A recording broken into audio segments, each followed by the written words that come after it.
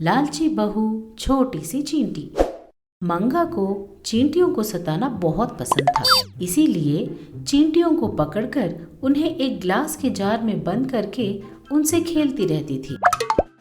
काली चींटियों को रस्सी बांधकर उन पर जुल्म करती रहती थी। इसी तरह एक दिन चींटियों को परेशान करते वक्त गंगा ने मंगा को देख लिया। क्या हो गया है तुझे? उन चींटियों को क्यों सता रही है? ये इस चींटी ने मुझे काटा है सासू माँ, इसीलिए। मंगा ने झूठ बोल दिया। काटती है तो उसे बाहर भगा दे, लेकिन इस तरह परेशान करना अच्छा नहीं है। पता नहीं सासू माँ, उन्हें दुख पहुंचाने से मुझे अजीब सी खुशी मिलती है। उसे खुशी नहीं, पागलपन कहते हैं, पगली कहीं की। हाँ, मेरी सासू माँ हमेशा ऐसा ही करती है। मैं जो भी करूं मुझे डांटती ही रहती है, कहकर वहां से गुस्सा होकर चली जाती है। अगले दिन मंगा काली चींटियों को पानी में डुबाती रहती है। उन्हें पानी में छटपटाता हुआ देखकर वो मजे उठाती रहती है। ये देखकर गंगा बोली, काम की ना काज की, दुश्मन अनाज की। तू क्या री हमेशा उनके पीछे पड़ी रहती है? हे भगवान, ये बुढ़िया मेरे पीछे क्यों पड़ी रहती है? ऐसा सोचकर, दरअसल उन्होंने मुझे काटा था सासू माँ, इसीलिए। तू क्या कहीं पागल तो नहीं हो गई? काली चींटियां कभी भी किसी को काटती हैं क्या? इस तरह उसने मंगा से पूछा। मंगा बोली, अरे वो कुछ नहीं सासू माँ, मैं ये देखना चाहती थी कि चींटी पानी में डूब जाती है या नहीं।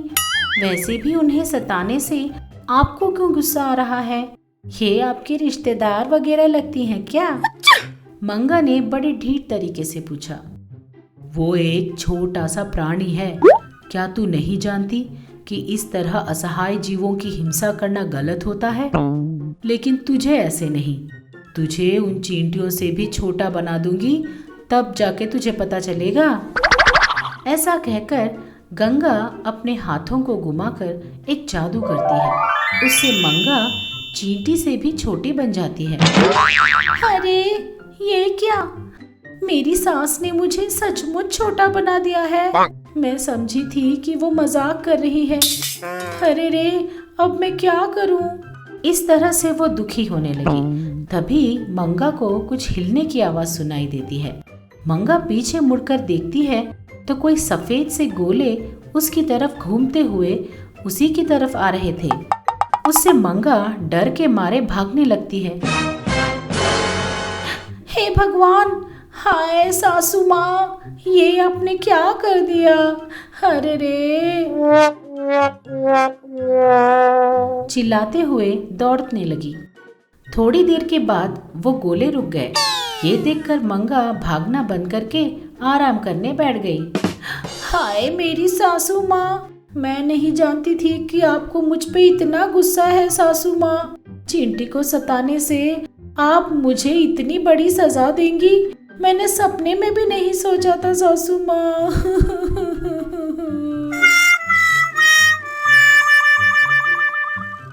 वो रोने लगी। थोड़ी देर बाद उसे एक शक हुआ। मैं इतनी छोटी हो गई हूँ ना, तो फिर वो सफेद से गोले क्या थे? एक बार देखती हूँ, उसने मन ही मन सोचा। एक बार मैं जाकर देखती हूँ कि वो क्या हो सकता है। ऐसा सोचकर वो उस सफेद गोलों के पास जाती है। जाकर उन गोलों में से एक छोटे से टुकड़े को लेकर उसको सूंघने लगती है। ये क्या हो सकता है? मुझे समझ नहीं आ रहा, एक बार टेस्ट करके देखती हूँ। अरे ये तो शक्कर निकली। दौड़ते दौड़ते बहुत थक गई हूँ, थोड़ा शक्कर खा लेती हूँ। ऐसा सोचकर वो शक्कर खाने लगी। तभी उसे जमीन के हिलने की आवाज सुनाई देती है। फिर से मंगा का डर शुरू हो गया। बाप रे, अब ये क्या आवाज थी? अब इस बार क्या आया होगा?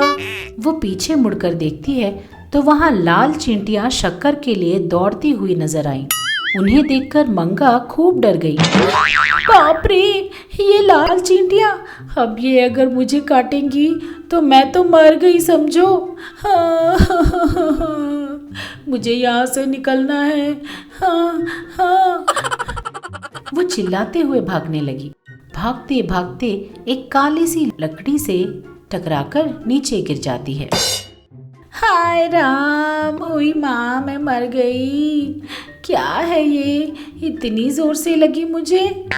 वो सर पकड़कर ऊपर देखती है तो पता चलता है कि वो एक काली चींटी का पैर था। उस चींटी को देखकर मंगा थर-थर कांपने लगी। तुम कौन हो? मुझसे क्यों टकराई? चींटी ने पूछा। तब मंगा डर के मारे कांपती हुई बोली, गलती हो गई मैडम, भूल हो गई मैडम। मंगा कहती है। तब वो चींटी अपने गालों पे हाथ रखकर मंगा की तरफ ध्यान से देखते हुए कुछ याद करने लगती है। लगता है मैंने तुम्हें कहीं देखा है। हाँ, याद आया, तुमने ही ना मेरे सारे दोस्तों को पानी में डुबा दिया था। ये बात सुनते ही मंगा बहुत डर गई। नहीं नहीं, वो मैं नहीं हूँ। वैसे भी तुम लोग काली चींटियां हो ना, आप किसी को काटते भी तो नहीं हो, उसने बड़े भोले तरीके से कहा। चलो जो भी हो, वैसे भी हमारी टोली में 2 लोग कम हो गए हैं, इसीलिए उनका काम तुम कर देना। जाकर उस शक्कर को लेकर हमारे घर में रख दो, उसने ऐसे कहा। इस तरह मंगा उस शक्कर के दाने से एक छोटे से टुकड़े को लेकर धीरे धीरे जाकर उनके बिल में रखने लगती है। रखते रखते, बाप रे, ये चींटियां मुझसे कितना काम करवा रही हैं। धो धो कर मेरे हाथ दर्द कर रहे हैं। हाँ। वो दुखी होकर उस शक्कर के दाने से एक और टुकड़े को लेती है। तब जाके वहाँ एक और चींटी आकर मंगा के हाथों से चीनी के टुकड़े को लेती है। मैंने कभी सोचा नहीं था, लेकिन ये चींटी तो बड़ी अच्छी है, शायद मेरी परेशानी देखकर मेरी मदद के लिए आई है। ऐसा मन में सोचकर वो चैन की सांस लेती है। इसे इतना छोटा टुकड़ा किसने दिया है? हाँ, अगर ऐसा ही चलता रहा तो सारे शक्कर को ले जाने के लिए पूरे 2 साल से ज्यादा लगेंगे। ऐसा बोलकर वहां से एक बहुत बड़ा शक्कर का टुकड़ा लेकर आती है। हाँ, ओए, तुम क्या कर रहे हो? मुझे मार डालना चाहते हो क्या? मैंने सोचा था कि मेरी मदद कर रहे हो, नालायक कहीं के। बाप रे, मुझसे नहीं होगा सर, इतना बड़ा टुकड़ा मैं नहीं ढो सकती। बाप रे बाप, मेरी हड्डी पसली एक हो जाएगी सर। कुछ नहीं होगा, उठाओ उसे, हम लोग भी तो ढो रहे हैं ना। एक चींटी खुद से 3 गुना ज्यादा वजन ढो सकती है। लो, पकड़ो इसे, कहकर मंगा के सर पर रखने ही वाला था कि मंगा, हाय राम, मैं औरत हूँ सर, चींटी नहीं, कहकर वो नींद से जागती है। बाप रे, ये सब एक सपना था। बाप रे, मैं कितना डर गई थी। वैसे भी मेरी सास मेरे साथ ऐसा क्यों करेगी भला?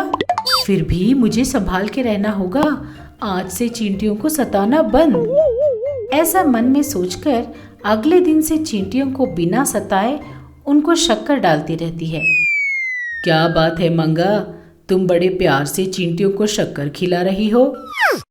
जो भी हो, वो भी तो प्राणी ही है ना सासू माँ, वो बड़े उदारता से कहती है।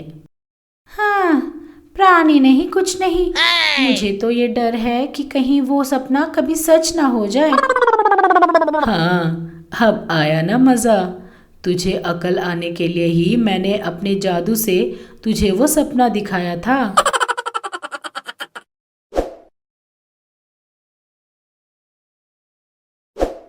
लालची बहू जादुई मथनी। एक दिन मंगा एक बड़े से घड़े में मक्खन बना रही थी। घुमा घुमा कर थक गई थी। ये क्या, जितना भी फेंटू छाछ से मक्खन नहीं निकल रहा। सासू माँ के आने से पहले उस घड़े से भी तो मक्खन निकालना है। कहकर उस तरफ देखा तो 4 और घड़े रखे थे। तभी आई गंगा ने उन्हें देखा। ये क्या लड़की, अभी तक एक भी नहीं हुआ। मेरे बाहर जाते समय जिस घड़े पर थी अभी भी उसी पर हो। हमारे जमाने में अपनी सास के जबान से निकलते ही 10 घड़े मक्खन निकाल देती थी। आजकल की बहू का कुछ पता नहीं। कहकर अंदर चली गई। बेचारी मंगा बहुत मुश्किल से दोपहर तक 3 घड़े मक्खन बना चुकी थी। हाय हाय, मेरे हाथ दर्द कर रहे हैं। ओहो, मेरी कमर टूट गई भगवान। कहकर जब वो अपने पैर पकड़ रही थी तो गंगा को दया आई। कहकर अंदर गई और अपनी पुरानी पेटी से एक मथनी लाई और मंगा को दिया। ये मैजिक मथनी है, इससे एक बार छाछ चलाई तो यूं माखन निकलेगा। ये क्या है? इससे तो मैं अपनी मथनी से माखन निकाल लूं। देखने में ऐसी ही लगती है, पर काम दौड़ते घोड़े की तरह करती है। कहते हुए मंगा ने उस मथनी को घड़े में घुमाया। कहते ही मंगा ने मथनी चलाना शुरू किया और घड़ा भर माखन निकल गया। देखा? हाँ, बन रहा है। कहकर उसने आश्चर्य से देखा। पहले ही दे देती, अब इस मथनी का क्या काम? कहकर अपने हाथ की मथनी लेकर तोड़ दी और मैजिक मथनी को चूमने लगी। अब देख कैसे इस्तेमाल करती हूँ तुझे। दूसरे दिन से मंगा ने उस मैजिक मथनी से माखन बनाना शुरू किया। इस तरह बनाते बनाते मंगा को एक आइडिया आया। मैं अपनी होशियारी से गांव की सारी औरतों से छाछ खरीदकर माखन बनाकर वापस उनको घी बेचूंगी। खूब सारा पैसा कमाऊंगी। उसने सोचा। सोचते ही गांव से सारा छाछ खरीदा और माखन निकाला और घी बनाकर बेचने लगी। कम पैसों में छाछ खरीदकर ज्यादा पैसों का घी बेचने से उसे बहुत फायदा होने लगा। दिन गुजरते गए और पैसा कमाने की लालच मंगा में बढ़ती गई।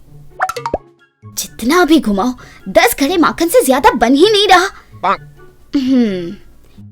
इसे एक मशीन जोड़ दूं तो सारा दिन चला सकती हूँ और बहुत सारा माखन निकालूंगी। उसने ऑनलाइन एक मशीन मंगा ली और मथनी को मशीन से जोड़ दिया और पहले से ज्यादा माखन निकालकर ज्यादा पैसे कमाने लगी। ये क्या? इसमें संतुष्टि नहीं है। भागने के बाद दूध पीता भी है कोई इंसान। मंगा ने अपनी सास की बात को अनसुना कर दिया। ये तो ऐसे ही बोलती रहती है, घर उजाला रहते ही सवार लेना चाहिए। कहकर उसने फिर एक बार अपनी सास की बात को अनसुना कर दिया। एक दिन अचानक से वोल्टेज ज्यादा होने के कारण एक जोर की आवाज आई और मशीन जल गई। उस मशीन के साथ मथनी भी टूट गई। ये देखकर मंगा डर गई। हाय, मेरी मशीन! हाय, अगर वो मैजिक मथनी होती तो कम से कम घर का काम तो आसान हो जाता। अब तो ना मेरी मथनी है ना मेरी मशीन, सब चला गया। मेरी जिंदगी ही खराब है। वह ऐसा कह ही रही थी कि गंगा ने 2 और घड़े छाछ लाकर उसके सामने रखा। सुनो बहू, मैं बाहर जा रही हूँ। जब तक मैं वापस आऊँ ये माखन निकाल देना। अगर नहीं किया तो घर में जो मिक्सी है ना उसे भी निकाल दूंगी और तुम्हें सिलबट्टे में सब पीसना पड़ेगा, समझी? कहकर वह बाहर चली गई। मुझसे इतनी मेहनत करवा रही हो सासू माँ, मैं तो तुम्हें बाद में देख लूंगी। मन ही मन में मंगा ने सोचा। हमें यकीन है कि इस एपिसोड ने भी आपको खूब हंसाया होगा, तो देर किस बात की, बजाओ घंटी और करो सब्सक्राइब। आप गंगा के फैन हो या मंगा के, ये जरूर बताना। ऐसे और मजेदार वीडियोस के लिए देखते रहिए चाचा टीवी।